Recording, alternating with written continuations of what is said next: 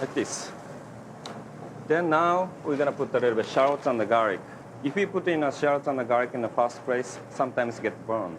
So we're gonna put the shallots and the garlic in the middle of the saute.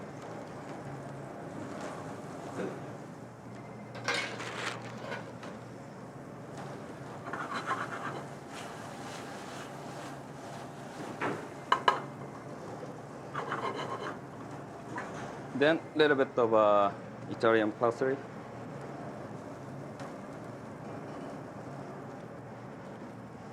Then keep it side and warm.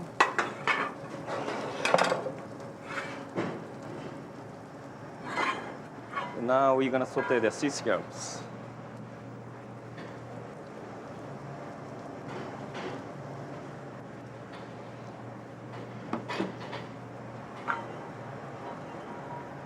The pan need very, very high and very hot because we wanna sear that the scallops. Then otherwise we don't lose any juice. Put the sea scallops.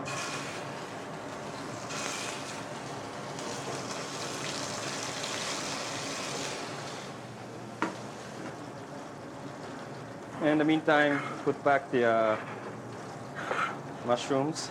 Then we're gonna add to this is a white asparagus, already blanched. A little bit.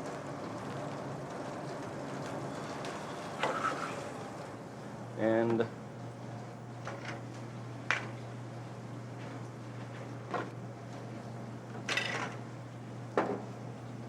a little bit green beans.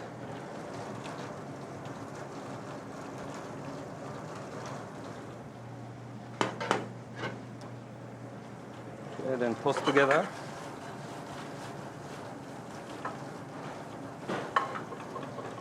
Then scallops.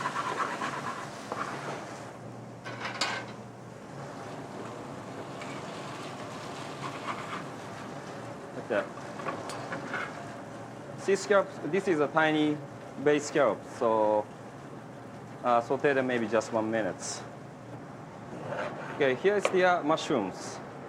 It's the regular mushrooms.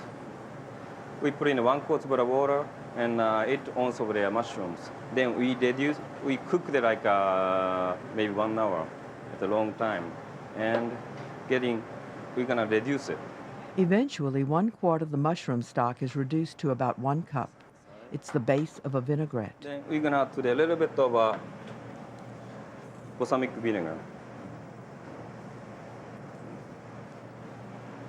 Then here's extra virgin olive oil.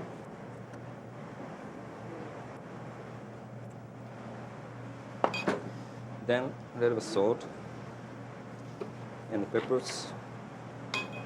Then mix it. Okay, this is the mushroom vinaigrette. Mushroom and asparagus and green beans. Center of the plates.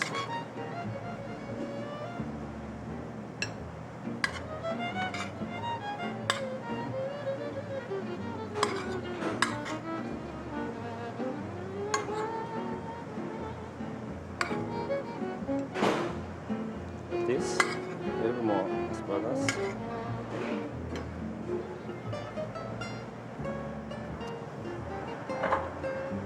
Then sea scallops.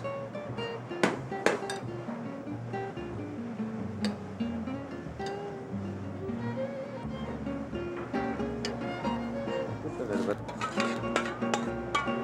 mushroom vinaigrette on the top.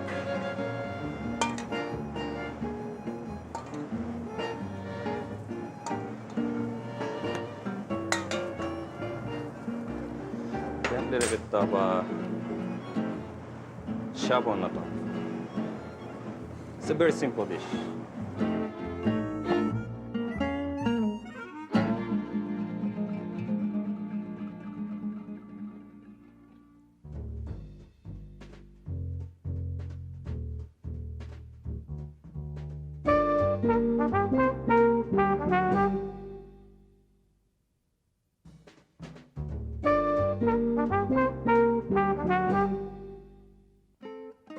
While at the CIA, Scott Howell, a North Carolina native, interned for Jonathan Waxman and Paul Bartolota. Then he traveled and worked in Italy before cooking at the famed Boulé in New York. Returning to North Carolina, he joined Ben Barker before opening Nana's. His entree is jolt head in broth. Okay, first off, this is a jolt head. This is the fish that's coming off the coast of North Carolina. Some people call it porgy too. We're real successful in the restaurant with it. It's not a very expensive fish for it, so we like it as far as making money. I'm going to cut down around the gill plate. Start in.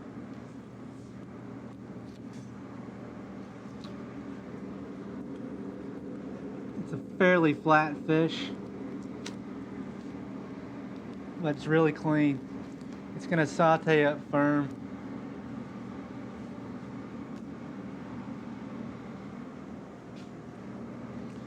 Once I get it to this point, I'll just trim it a little bit. Trim the belly.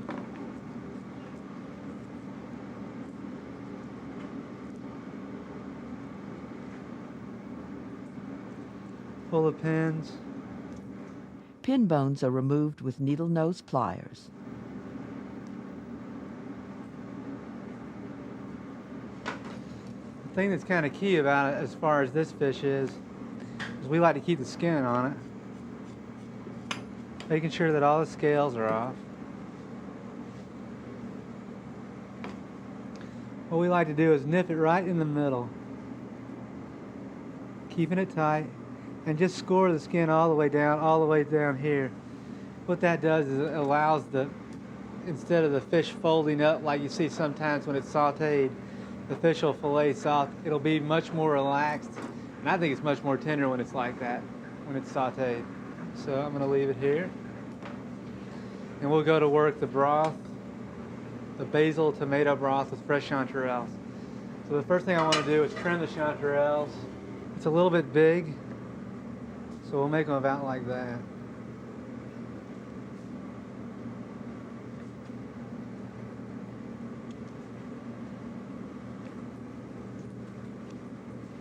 I've already rubbed these off with a damp towel. And I like to keep them when they're small like that whole. These are the first of the season, so they're nice and small, really tender.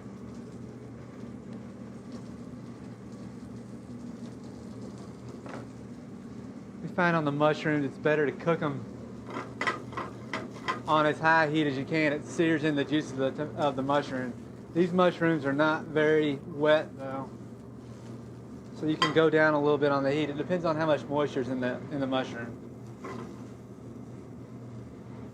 Once it gets to a certain point, I don't want to cook it all the way because I'm going to cook it in the broth as well.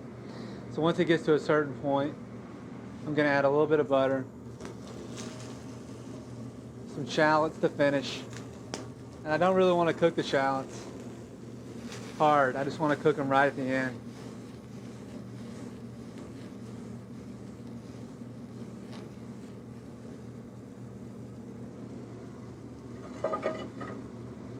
Just for a minute, I'm going to turn the chanterelles on low and let them cook while we're setting the other broth. The broth begins by softening chopped leeks and shallots. Then mushrooms are added. Once the chanterelles are about to this point, we'll add them into here. Ultimately, all of these ingredients will go into the broth. Let it work on about a low to medium heat. You don't want to just kill it with heat. Then I think it's the best to control it. We're going to put a little bit of fish stock in here.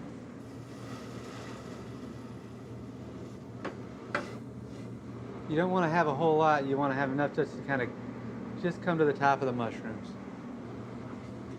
Once we're at a boil, we're going to add the tomatoes.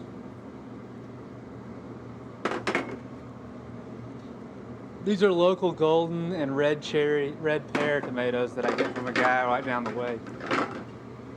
A touch of roasted garlic puree.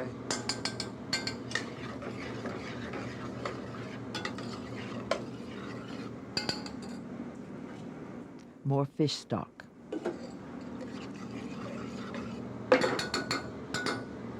little bit of salt and pepper.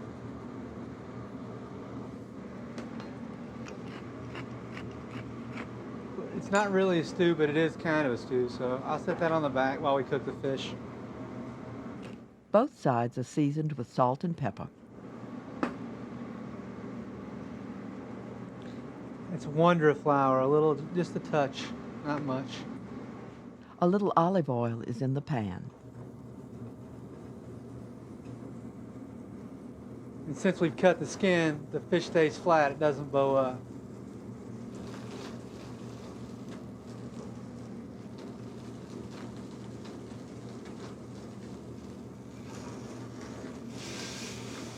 Light brown. Once we get it over to this side, a little bit of herbs. Parsley, sage, and thyme. Touch of butter.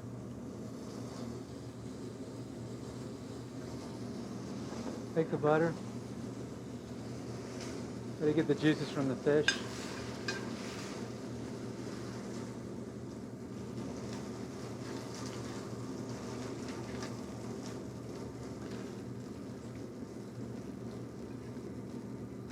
Let it bake just a little bit, and then we'll finish it in the oven. 350 degrees for 2 to 3 minutes. The broth is finished with basil puree and basil oil.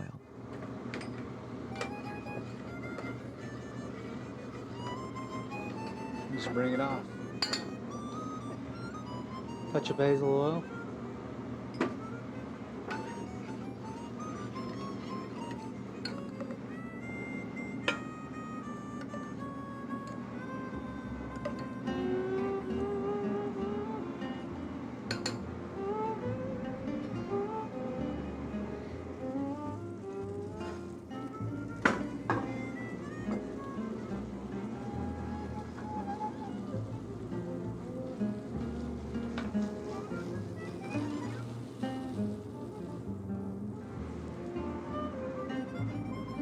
Fish right on top. And take a few of the chanterelles. Just run them right on top. Fresh basil leaves are the final garnish. We're done.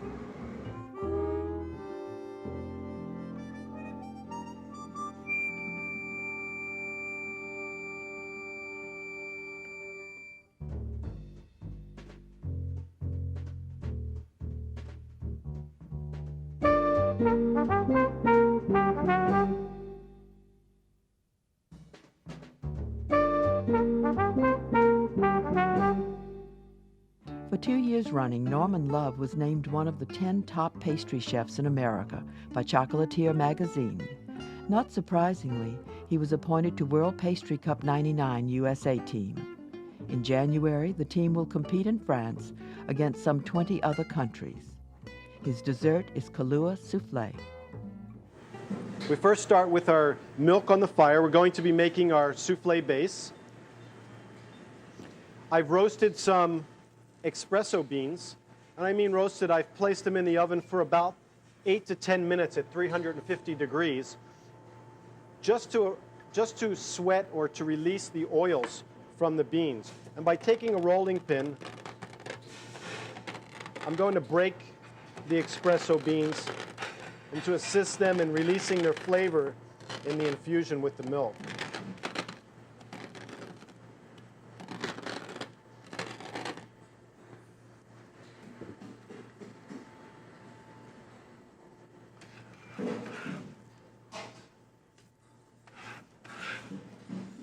A good measurement is about 100 grams of beans to a liter of liquid.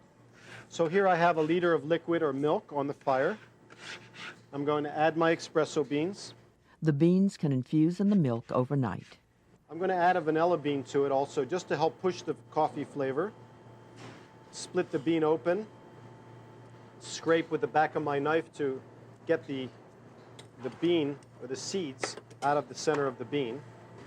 Meanwhile, butter and bread flour are creamed. The espresso-infused milk is drained, and the flour-butter mixture is added.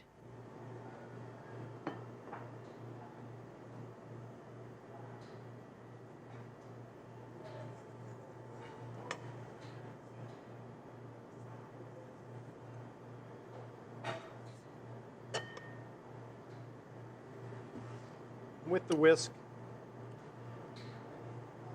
we're going to work that into the mass. We're going to cook the roux, if you will, for about 2 or 3 minutes, and you'll see it will thicken pretty well. You continue to whisk. Once you start to see it releasing from the bottom of the pan, we can remove it from the heat. The base goes back into the electric mixer, sugar is added, and using the paddle attachment, the mixture is cooled. Egg yolks are added. And we're then going to slowly add our egg yolks, a few at a time.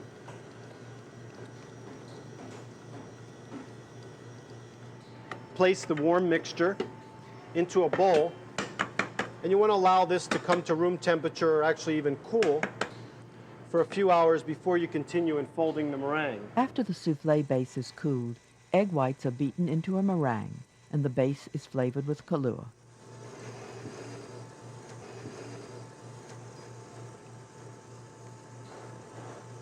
And we're going to incorporate the two well together.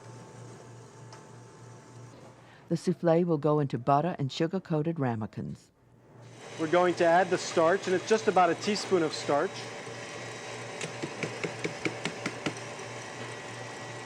It's very important that you don't over-whip your egg whites. The egg whites should still have a very shiny cast to them.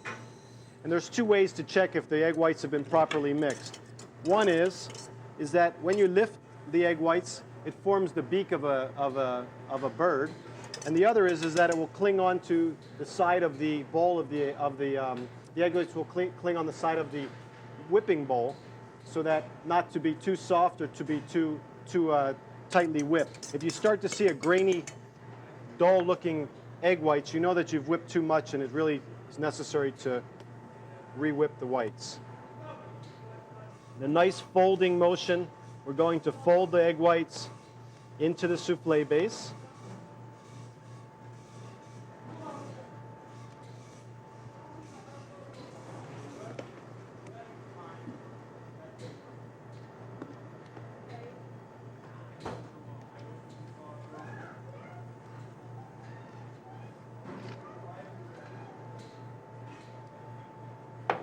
And then we can fill our bowls.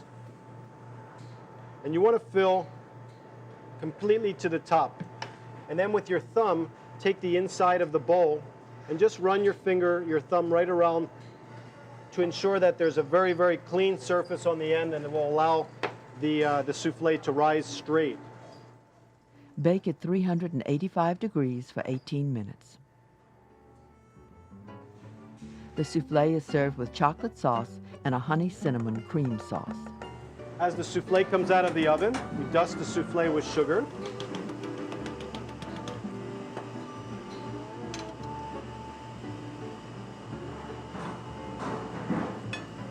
This is our Kahlua Espresso hot souffle, served with a dark chocolate sauce and a honey cinnamon whipped cream.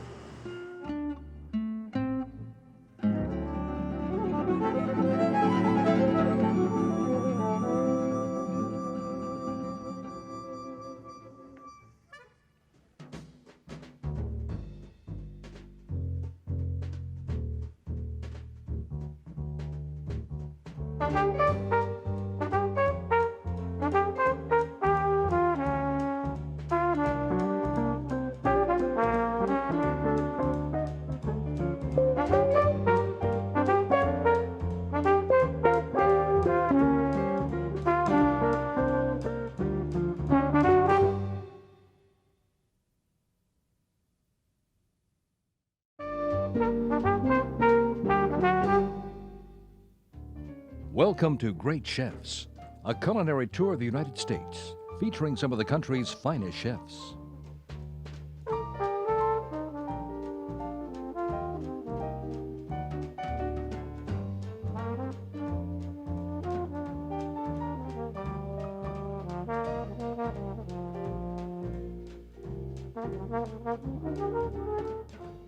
Chef Agostino Gabriel offers a first course from Vincenzo's in Louisville, Kentucky.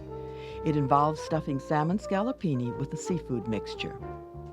The entree is from Michael McSweeney at Duck's Cafe, the Peabody Hotel in Orlando, Florida. It is grilled lamb chops, wild rice souffle, and pomegranate nectar. Then dessert from the desert, compliments of Christophe Iruzzi. From the Mirage Hotel in Las Vegas, he prepares rum baba with chantilly cream and spiced pineapple.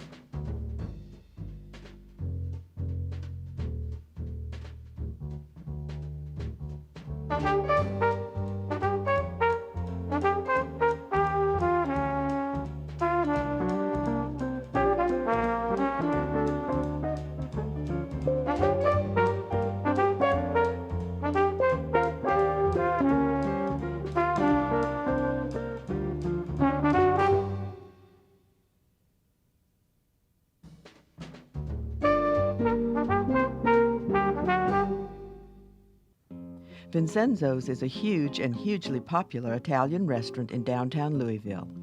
It is owned and operated by brothers Vincenzo and Agostino Gabriele.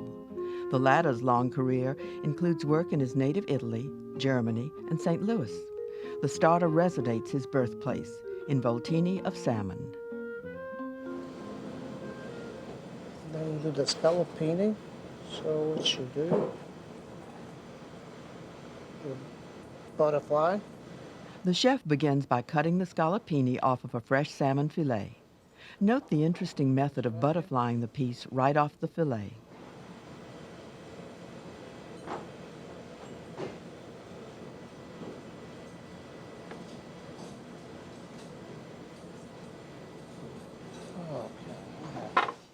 The stuffing includes a wilted mirepoix of carrot, shallot, and celery, along with some capers. Once you saute the carrots and the celery, you add the crab meat and the dry, fresh scallops. Well, the reason that I prefer the dry is because they don't have any water, and also they don't have preservatives. So they're just fresh, dry scallops. Fresh scallops. The pan is deglazed with dry sherry, then cheeses are added. Glaze with the dry sherry.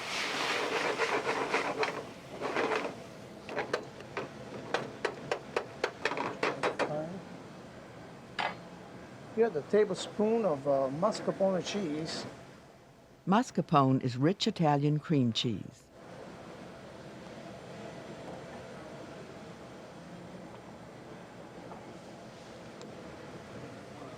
Tablespoon of Parmesan cheese.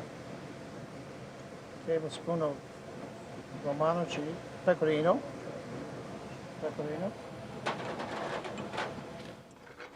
Pecorino is the Italian word for any cheese made with sheep's milk.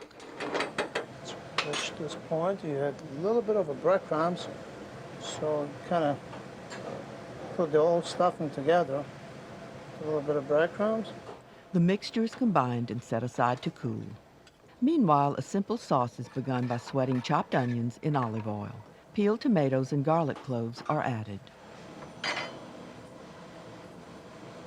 See, this is a good thing to do, so by the time the filling cools off, you get the tomato sauce, some fresh peeled tomato, some garlic,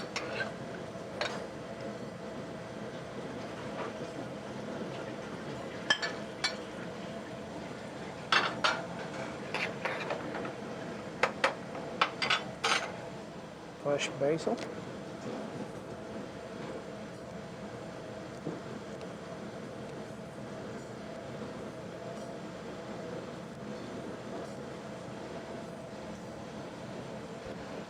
The tomatoes are broken up with a large spoon, cooked for 15 minutes, then passed through a food mill.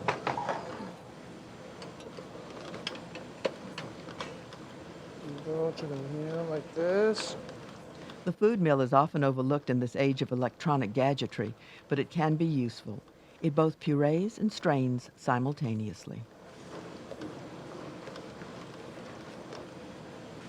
The strained tomato sauce goes back over heat and tomato paste is added. A spoon of tomato paste.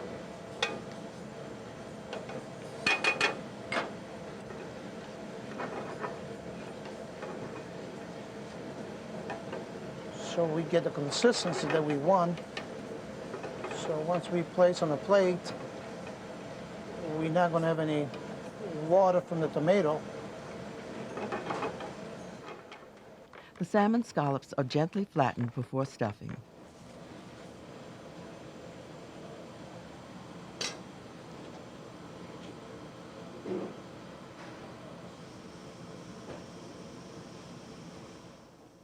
The rolls are dusted in flour, then browned in olive oil. Don't want to put too much flour on, just enough.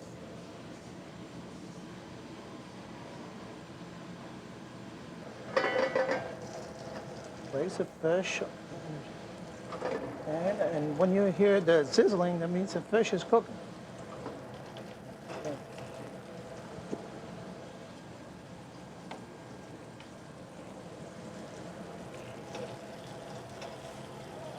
Now you want to make sure that you don't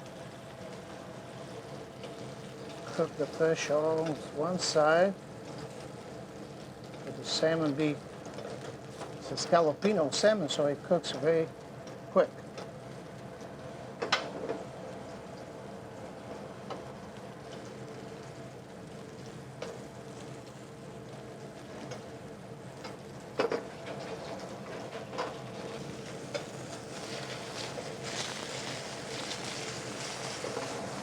Okay. Now, The salmon is finished in a 350-degree oven for about 4 minutes. almost a few minutes. Presentation starts by making a grid of the tomato sauce.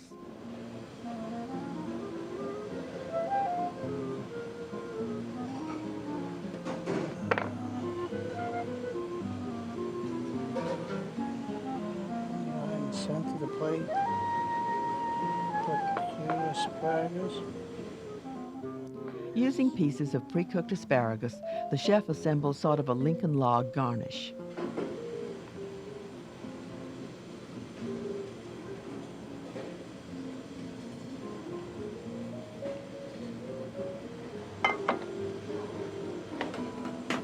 At this point, you place salmon.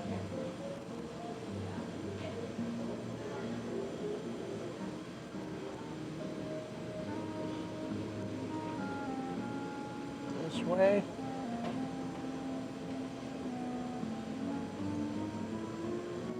Edible flowers are also garnish.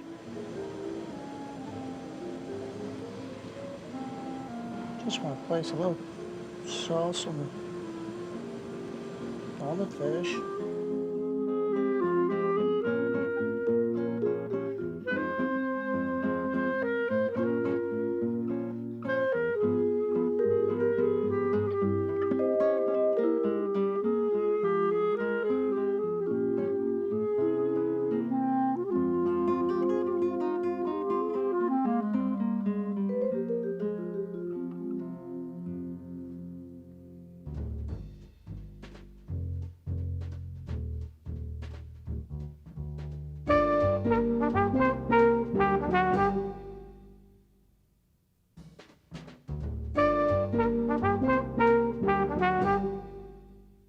Duck's Cafe in the Peabody, Orlando carries a mobile 4-star and AAA 4-diamond ratings. The chef is Michael McSweeney, who has cooked at 2 resorts on Kauai and Hawaii, at Portland, Oregon, resorts in South Carolina, and several Florida restaurants. His entree is grilled lamb chops with wild rice souffle. We're going to start with the wild rice souffle. I pre-cooked the rice in chicken stock for a little bit of extra flavor. I'm going to cook it till it's all the way done. Half of a large onion is chopped, and fresh herbs, minced thyme, and rosemary are wilted in butter to begin the souffle. It seems like a lot, but this forms the base for your souffle.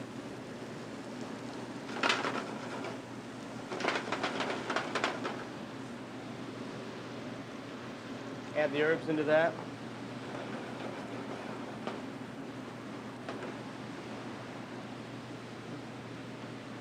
Fresh ground pepper, salt,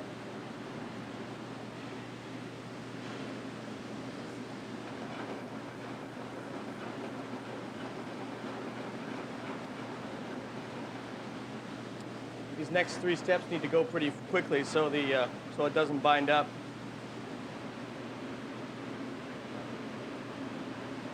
A little bit of flour.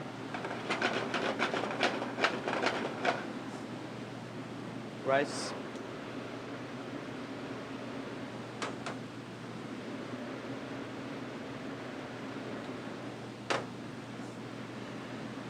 Cream.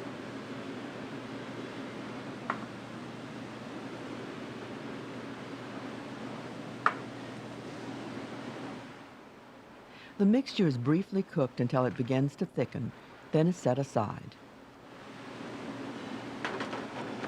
The souffle will go into a buttered hotel pan. Egg whites are beaten to the soft peak stage. That's it right there. Then the wild rice base is folded into the whites. You want to act quickly because this is warm.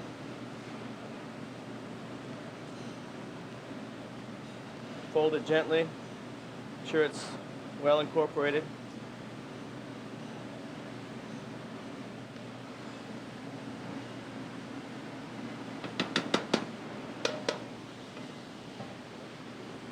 This bakes kind of slowly.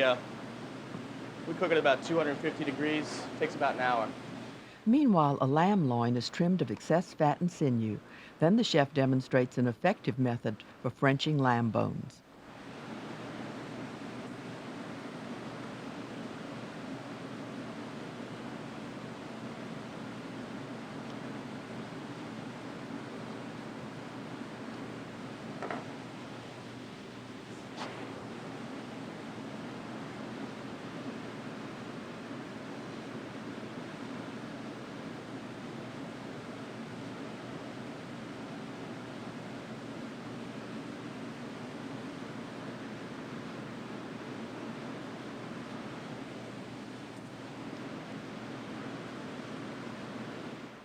The loin is then cut into individual chops. Depending on the size of the chops, we serve 3 or 4 per person. See, it's got a nice little bit of meat, some marbling.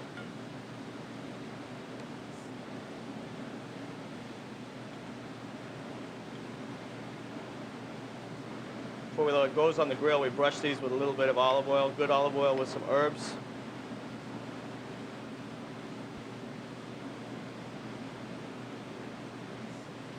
And a little salt, a little pepper. The sauce contains pomegranate, that exotic fruit often found in Middle Eastern cookery. It is definitely labor-intensive. The only part used are the seeds. When they're ripe, the seeds will just jump right out. What we're going to do is we're going to pick all the seeds out.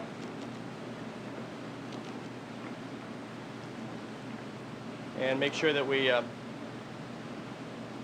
pick out all this pith. This membrane is very bitter, so you don't want to use any of that. Okay, the sauce is very simple. We start with a demi-glace of very highly reduced veal stock.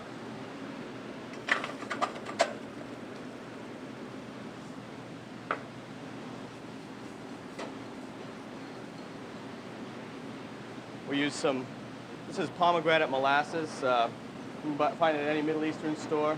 It's very intensely flavored, pure pomegranate juice.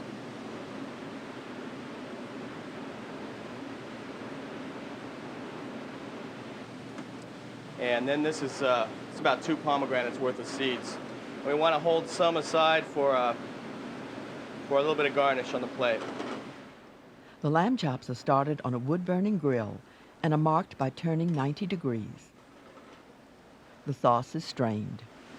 I'm going to push down on the seeds and extract as much of that juice as you can. At this point, it's nothing but skin and seed. All their juices have been left in the pot. Meanwhile, the chops are grilled about 2 minutes per side, then finished for about a minute in a hot oven. A variety of seasonal vegetables have all been parboiled and are warmed up in butter before presentation.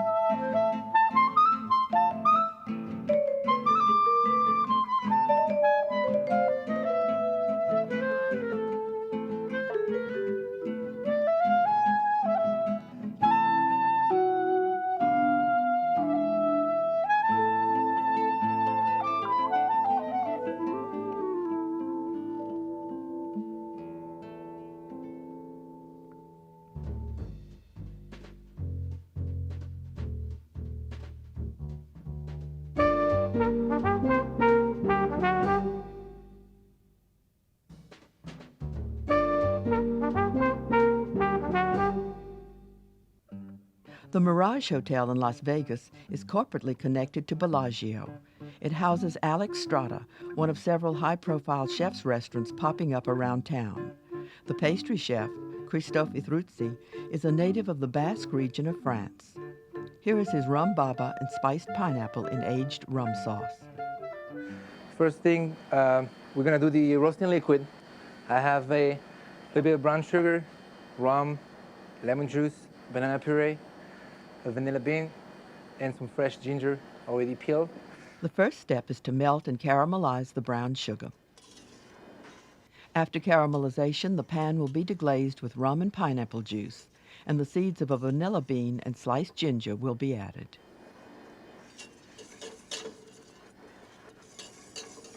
Now that I have this, I'm gonna deglaze it with my rum.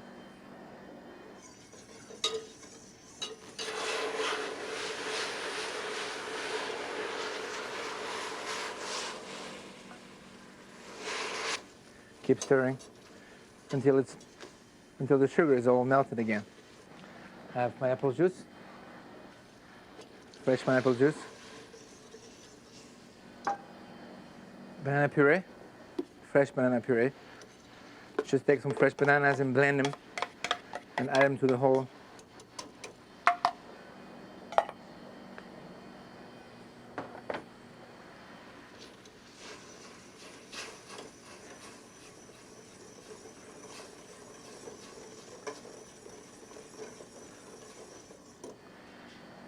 The fresh ginger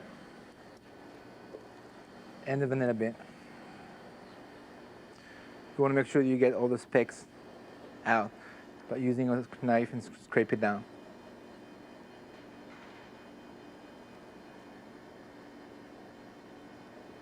You can even throw the banana bean in there. Now a whole pineapple, cored and peeled. Now that I have my roasting liquid ready, I can just add my pineapple right in the middle of it and throw it in a 350 degree oven and keep basting every 2 or 3 minutes at a time for 15, 20 minutes. You can just take some of the liquid and then what we call basting the pineapple. This way all the flavor of that sugar and caramel and vanilla beans and ginger goes throughout the pineapple. Now we're gonna do the next step, which is the, what do we call the baba dough? A baba dough is a very dry dough. That's why we soak it with so much rum and that's why it tastes so good. I have took the sugar and the dry yeast and the milk, the warm milk, and I already made what we call a sponge. I mixed it by hand, and that's what I got. As you can see, the yeast is what we call activated. The yeast is alive, it's working. That's why it's kind of like bubbling and reacting to the warm milk. You don't want to heat up the milk too much because it will just kill the yeast, and that's, you want to stay away from that. Then using the dough hook attachment, the yeast starter is combined with 2 eggs, bread flour, lemon and orange zest, and soft butter. Now that I have everything but the butter, I'm gonna go back to first gear and slowly add my soft butter that I put out 2 or 3 hours ago. And this is what takes the most time making this recipe. It's a very soft butter, and I add it slowly.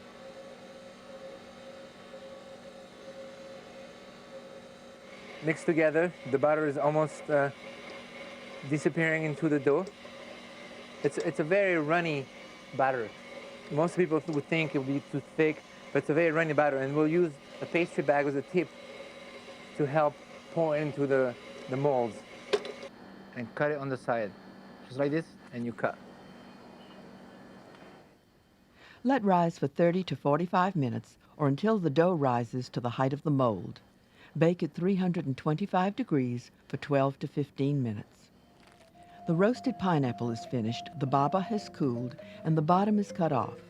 It then goes into soak in a solution of simple syrup and a Jamaican rum called karuba. The roasted pineapple is sliced into wedges for presentation.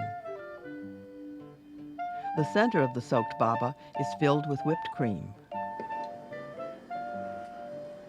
I have a little bit of one of my favorite garniture, which would be a piece of pulled sugar that I'm gonna stick on both ends of the pineapple. Just give it a little bit of height, just make it look better.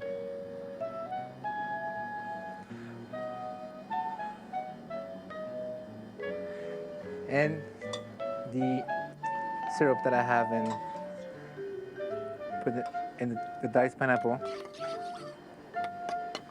And this will go around the plate.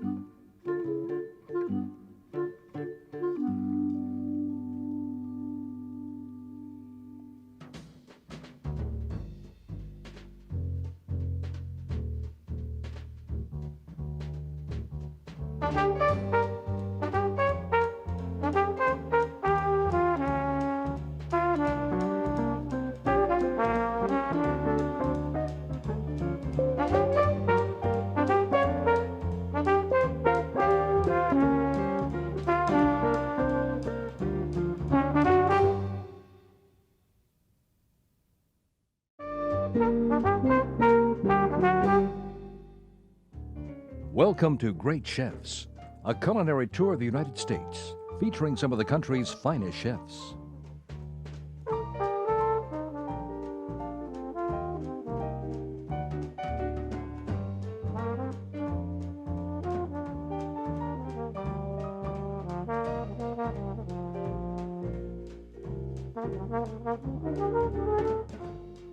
Leading off with the first course is Michael Cribb, chef at Boundary Restaurant in Nashville. He offers sautéed black grouper cheeks and mashed sweet potatoes. Then it's off to Memphis, where Chef Gene Bjorklund cooks the entree at his classy aubergine. It's roasted foie gras with onion confit and green apples. Dessert is offered by Min Doon, pastry chef at the Montleon Hotel in New Orleans. It is a soft center chocolate cake called Chocolate Renaissance with vanilla sauce.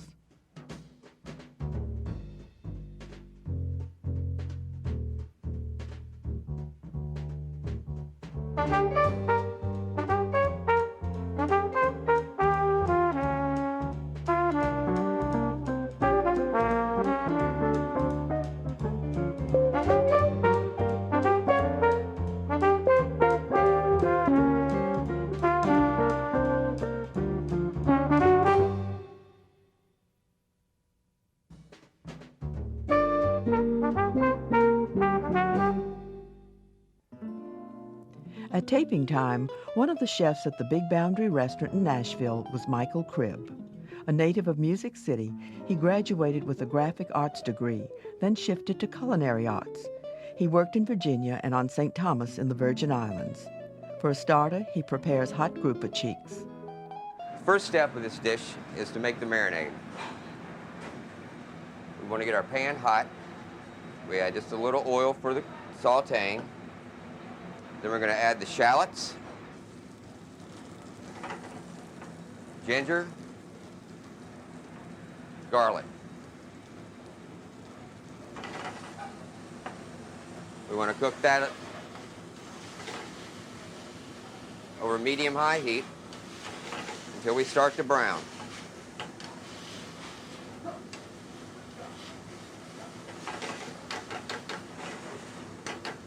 About 3 minutes on that. Once we get our ingredients sautéed, then we're going to add our coconut milk, which also has our Worcestershire and soy.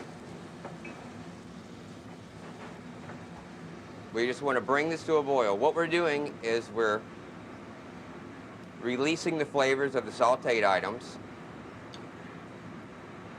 which allows you to be able to marinate at a less time, but still get all the flavor. Now we're going to add molasses,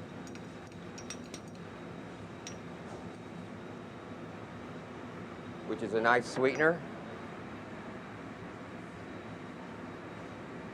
And all we want to do is bring this to a boil. Once we bring it to a boil, at that time, we want to take it off. We're going to let it cool completely before you put the fish in. We're going to take the grouper cheeks after our marinade has now come to a complete cool, and we'll put them in the marinade. We're going to leave them in the marinade overnight. Now we're going to make the chow chow, which is going to go accompany the grouper cheeks. And in our bowl, we're going to put our carrots,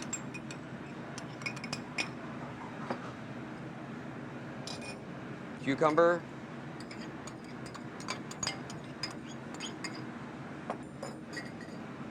pineapple. As you notice, I'm using vegetables and fruit. I like the combination. Garlic, diced red onion, cilantro. These are ground smoked Tennessee grown Scotch bonnet peppers, salt and pepper to taste. You can add more Scotch bonnets or you can add less, depending upon how much heat you can handle. Then we take apple cider vinegar, and then we're just going to pour it right over the top of everything else. The vinegar was brought to a boil. We want to mix everything together very well. And it's good to make this a day ahead of time.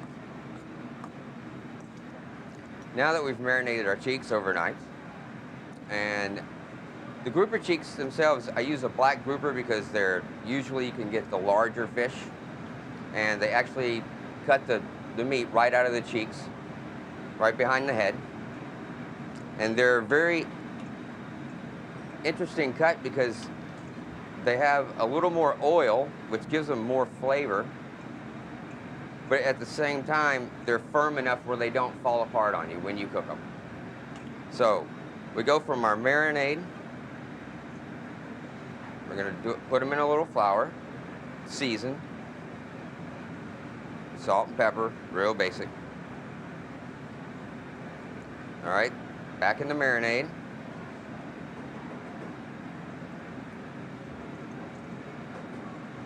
And then into the final process, final part of the breading,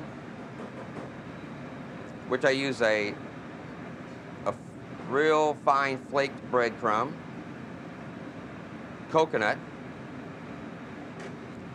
a little bit of turmeric, salt and pepper, and just a touch of cinnamon. The cheeks are sautéed in hot oil. Okay?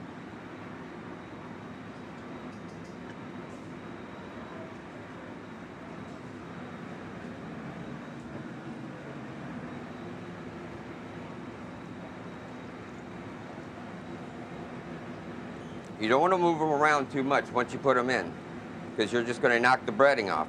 You want to let it have time to set the breading on each side of the fish before you start moving it around. Sauté about 45 seconds aside.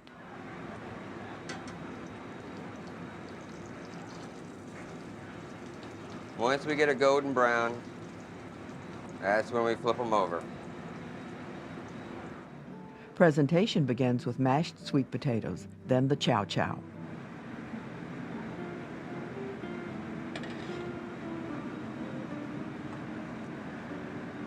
Then we'll lay the cheeks right on top of that.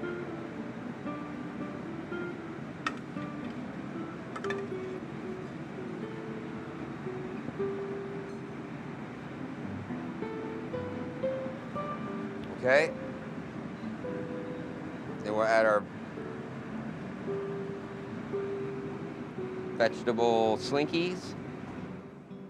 These are shredded beets. And we have a chili oil, a curry oil, and molasses.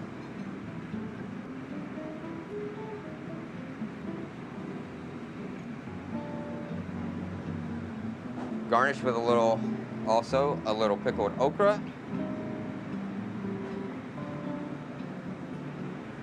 And a Scotch bonnet. There you have it.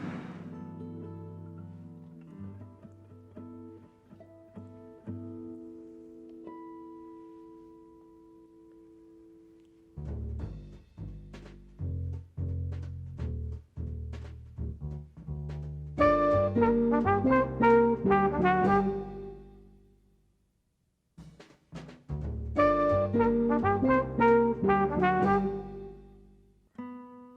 Aubergine in Memphis, the provenance of the cooking is Provence. Chef Jean Bjorklund spent a good deal of his early career in the kitchens of French Michelin three-star restaurants. In fact, he still returns to France to recharge his culinary batteries. The entree is foie gras with onion confit. First step is to cook the onions. I mince them fairly finely. Actually, the chef is slicing them. While the onions are mincing, have the pot, just a pan heating up to cook the onions in and the shallots. The chef suggests that the onion confit be made 24 hours in advance.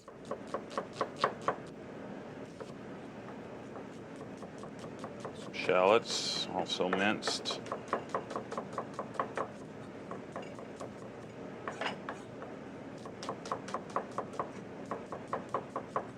Onions, shallots, and crushed white peppercorns are started in butter. As well as the bacon. Bacon is there for flavor.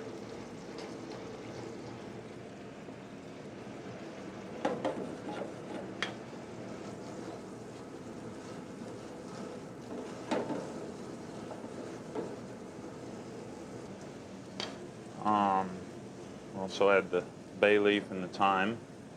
Just roughly chop up a little bit.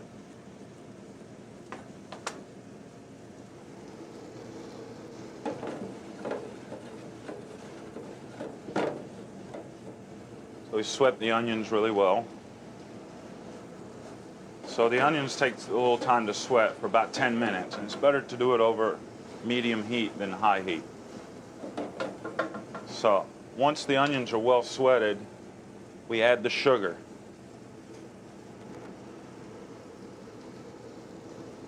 Sugar is to sweeten, also to caramelize so the onions will caramelize. Stir it around. At this point, need to cook and caramelize. This process takes about 30 minutes. 30 minutes after we'd add the chicken stock. And bring it up to a boil, and once it comes to a boil, put a lid on it and just to let it simmer in the oven, in a 200-degree oven for 24 hours. Now the chef deals with the Granny Smith apples. You know, depending on your dexterity with your hands, you can turn the apples. Give them a little shape, which is what I'm going to do.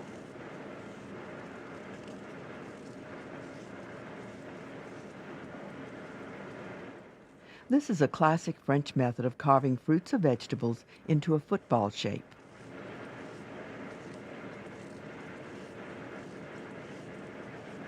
You can use golden apples if you wish, if you don't like green apples.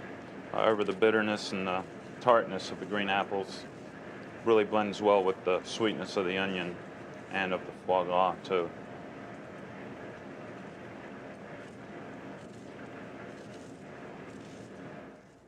The pieces will go into butter, water, and sugar that has been caramelized. There. Okay. The caramel is being made. Right before it starts to turn its color is when I'm going to put the apples in. The apples do need to cook a little bit. Not too much, or else they'll turn to mush. They'll mush up, and then they won't keep their shape. 2 slices of foie gras are served. And that is seasoned with salt and pepper, fairly heavily also.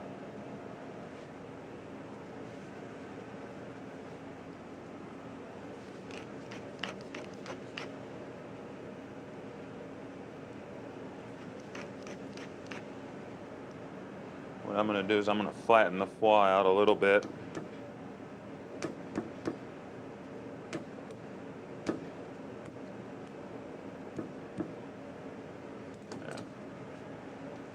Okay, so the apples are starting to caramelize. The foie gras is dusted with flour.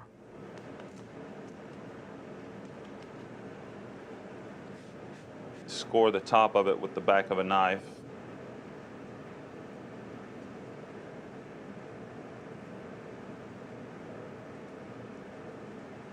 Like this. The foie gras goes into a very hot nonstick pan.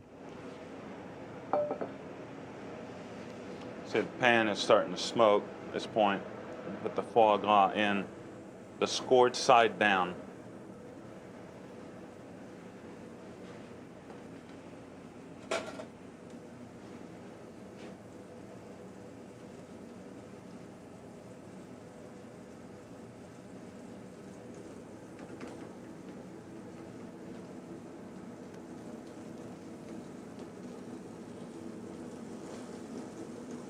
And flip it over when it's lightly golden. And it goes in the oven for about a minute. It cooks very hot, very fast, since it's mainly all fat. Okay. While it's cooking, I'm gonna put a little bit of we're gonna start getting the plate ready.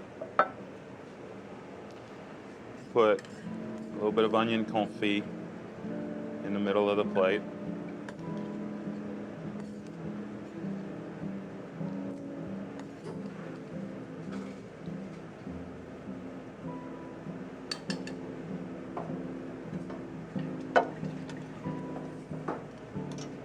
And then the caramelized Granny Smith apples.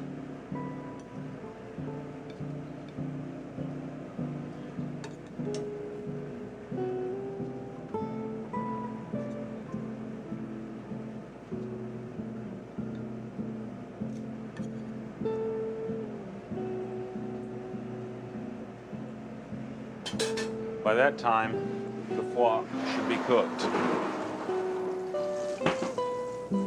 You can tell just by pressing. It should be soft, but not resistant to the touch.